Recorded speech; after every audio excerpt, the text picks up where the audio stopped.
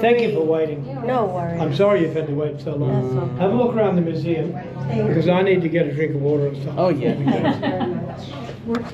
Very good too. Yeah.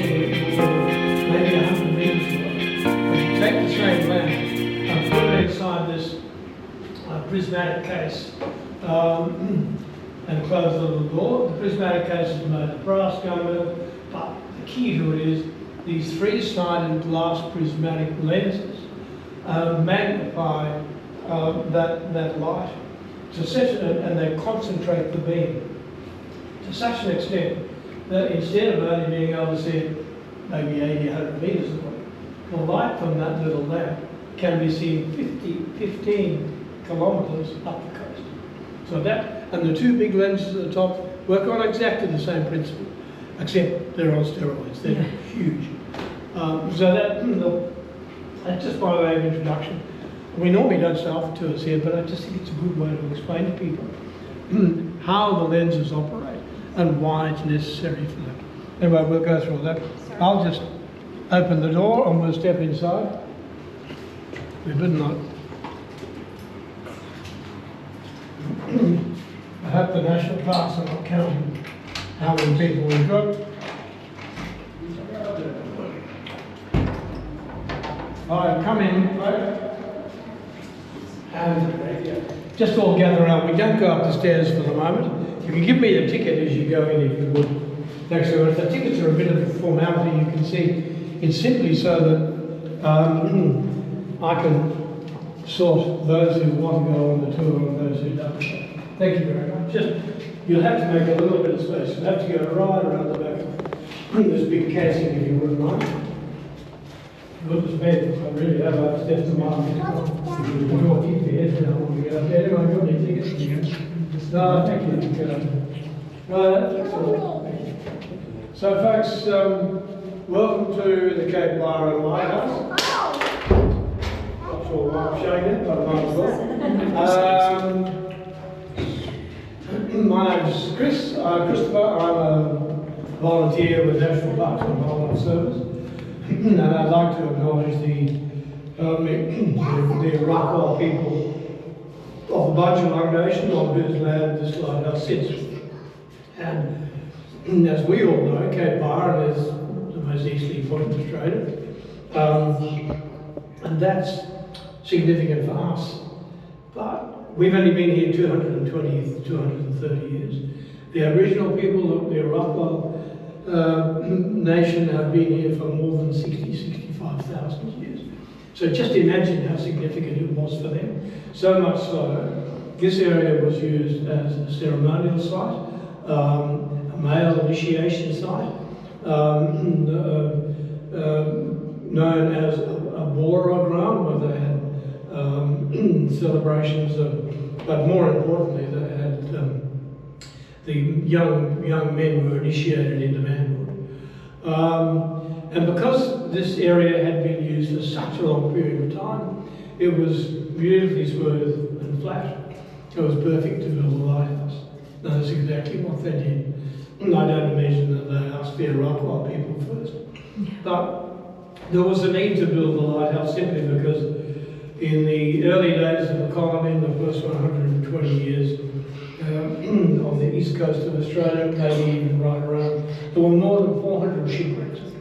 So there was a need for the lighthouse.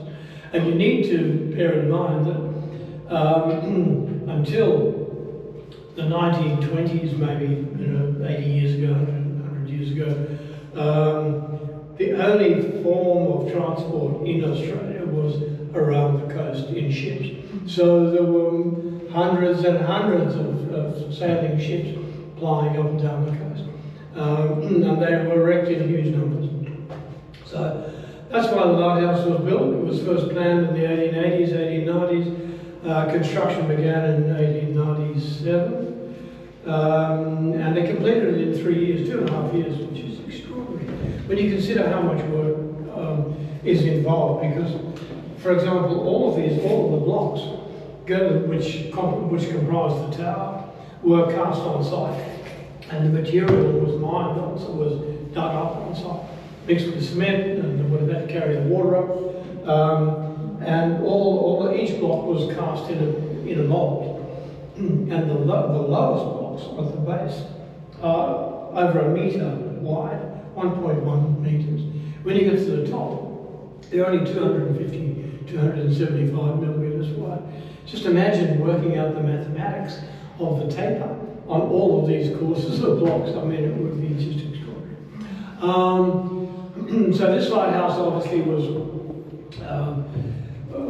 well, there was no electricity available to power lighthouses until the 1970s, late 1970s.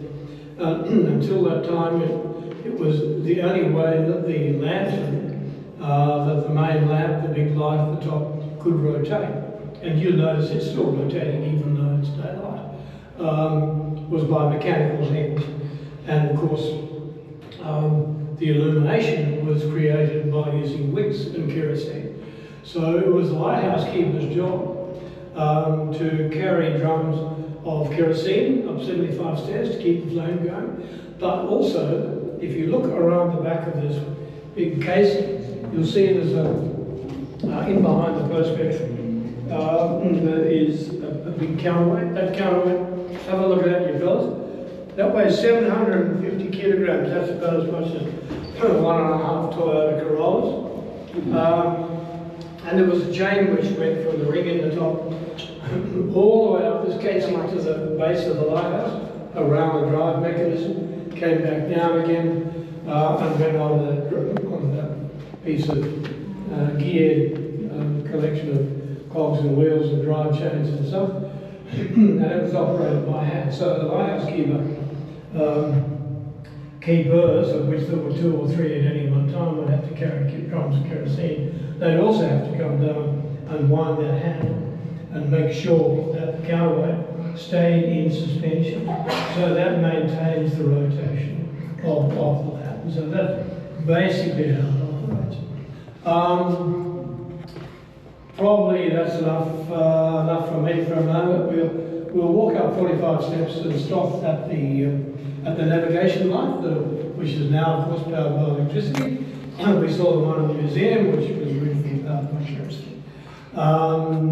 We'll pause there, get a breath of fresh air, me included. If anyone has any questions. Got any questions? Oh, good on you. A green ticket. An escaped green ticket. Thank you very much. No questions? Good on you. So it's pretty easy climb, 45 steps. Just use the handrail if you would.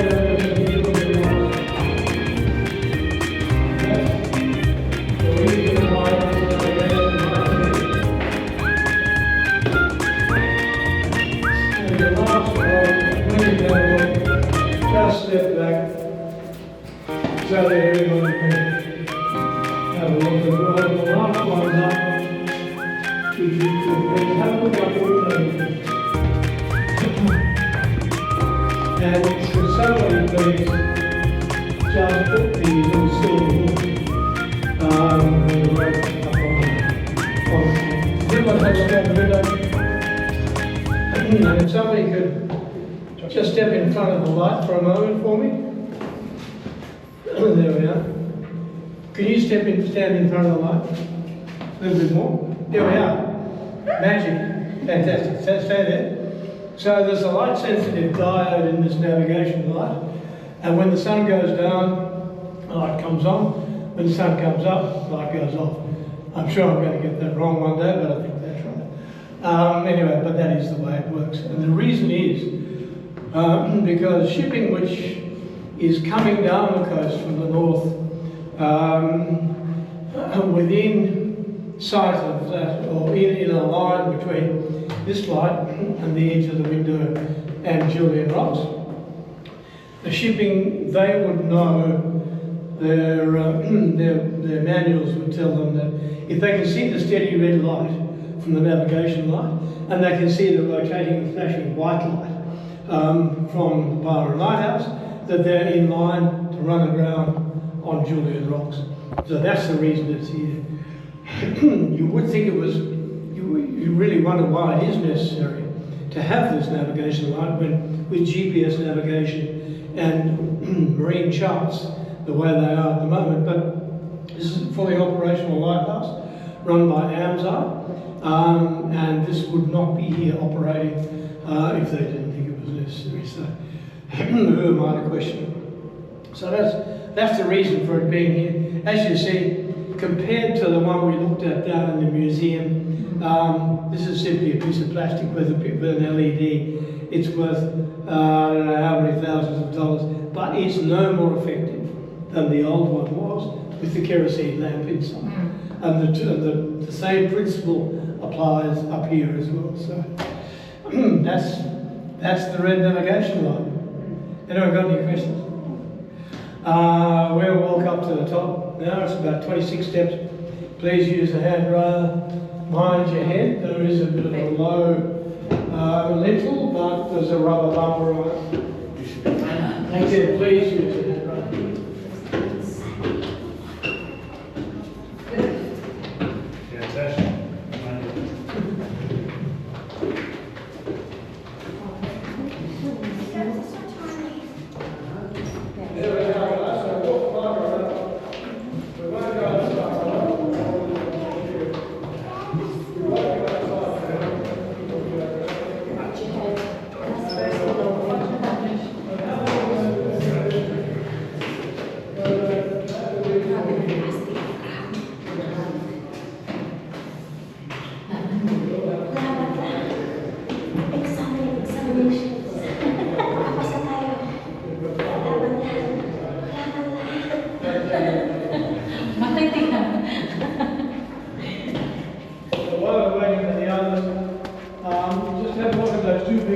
Fantastic. Gently around.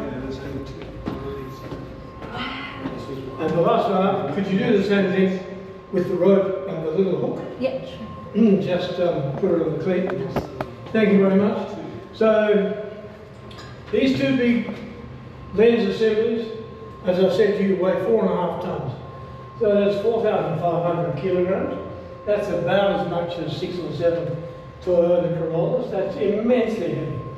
And you'll notice how beautifully, smoothly and quietly the whole mechanism is rotating. And the reason is because it's floating in a bath of mercury. Mercury has very high surface tension and almost zero friction. So the reason, well, basically there are no moving parts. There are no wheels and chains and whatever to wear out.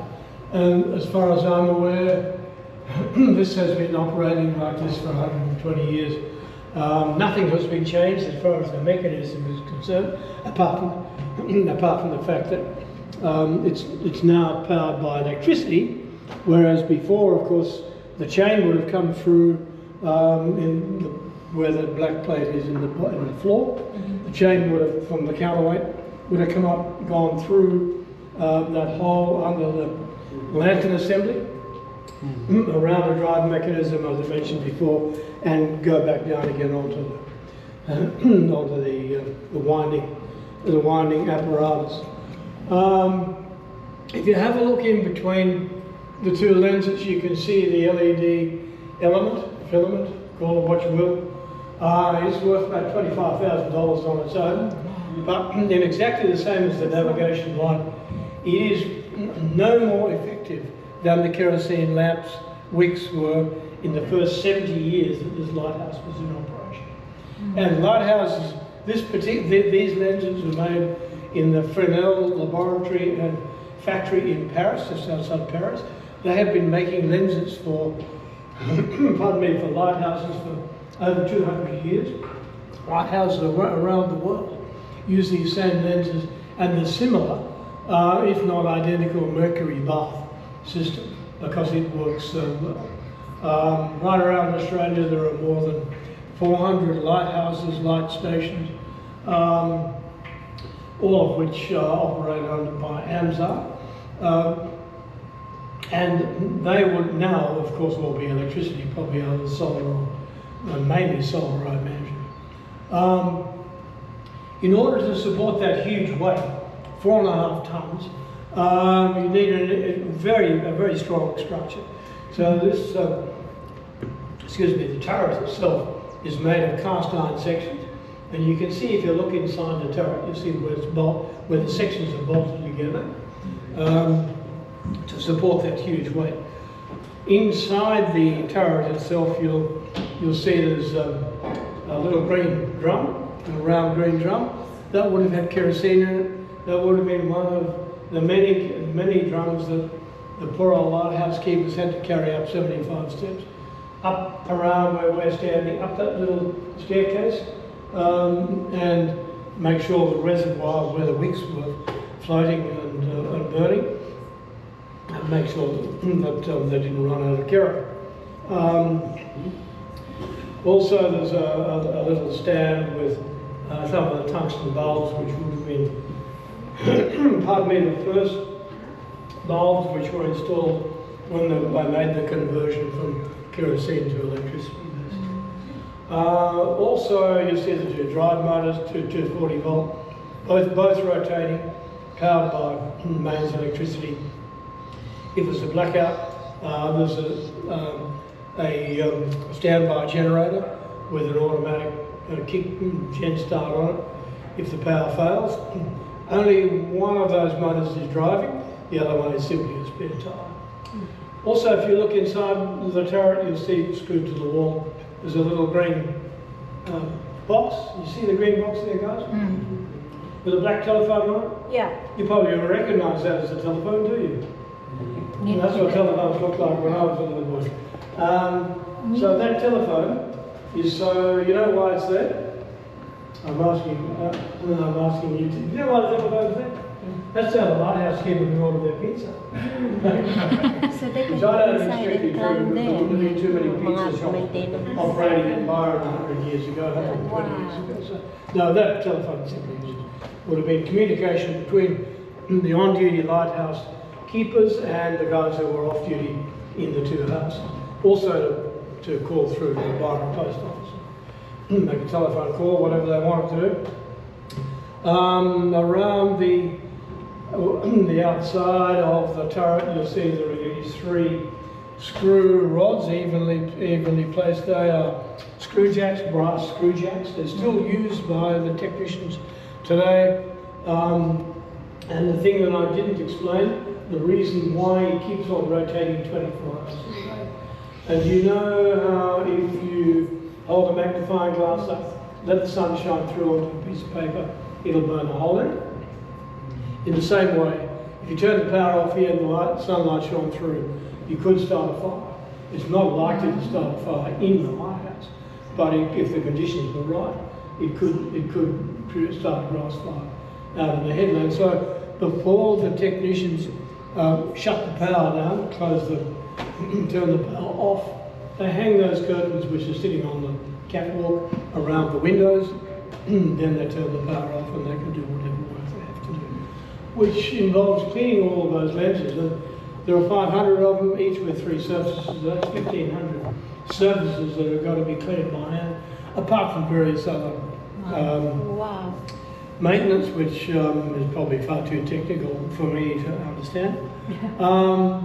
Behind you notice there's these brass ventilators.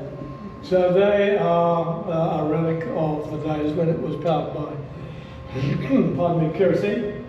And it would have enabled the lighthouse keepers to trim the wick and make sure that the flame that was burning was clear and sharp and bright and not smoking. That would have been, but they've been closed off. There's no draft coming through there now, simply because the atmosphere that was coming through was salt laden, and it's corroding the copper wirings on these motors. So that was why they blocked them off. That's about it. As I said, everything came out, everything that you can see around this lantern room came out in big packing crates probably on sailing ships and was hauled up to the lighthouse and then hauled to the top of this big tower with none of the modern lifting equipment that we have today. And this lantern assembly was then constructed, which is a remarkable piece of engineering. But of course, it's not unique. It went on around the world, so they must have had a good technique. Anyone got any questions? Sorry, what are these for again? These? Well, they are to when the power is turned off. If you screw them simultaneously, you'll see there's a brass measuring plate there. So that enables them to lift the whole of the headlamp assembly clear of this mercury bath. And you can see by the amount of travel on that, it must be 700 millimetres. So they can lift it quite high. Occasionally the mercury has to be replaced. And just an added aside about the mercury, one of the reasons why many lighthouse keepers in early days died was because of mercury poisoning, because this mercury bath system is used universally around the world, as I was saying. Anyone got any questions? Okay, that was your I won't say what. We'll step outside, have a look at the view, mind the step. Be very mindful of the parapet. It is a long way down.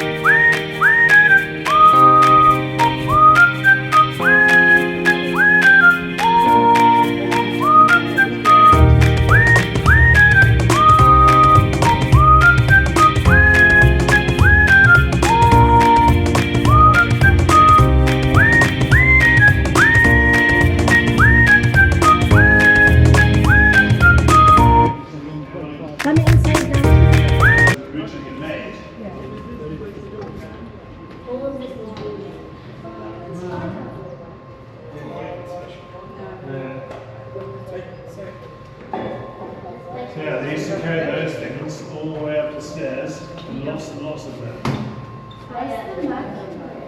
In here. Yeah, that was The interesting. Mercury's in here. We cannot go inside upstairs now. No, I think we go down. Yeah. Yeah. How dangerous? It's very poisonous. So if you touch it too much, you can get Well, that's why mercury he said poisoning and you can die. Lighthouse. Nowadays you have to handle it with rubber gloves. We had to work out the clothes last year when we were using thermometers. Yeah, because thermometers have. Mercury. And the teacher had to watch us while we So folks, thanks very much. That's the end of the tour of the Cape Byron Lighthouse. And as you know, nothing in this world is free, except to walk to the top of the lighthouse. So you can see your way clear to make a donation in the little wooden box on the left-hand side as you go up. That would be enormously appreciated. Those at the front, just drop the rope, head down, open the big wooden door you get to at the bottom. Have a quick look around the museum. When I get down, I'll open the main front door. But enjoy the rest of your stay in Byron, and thank you very much for coming. Thank you very much as well.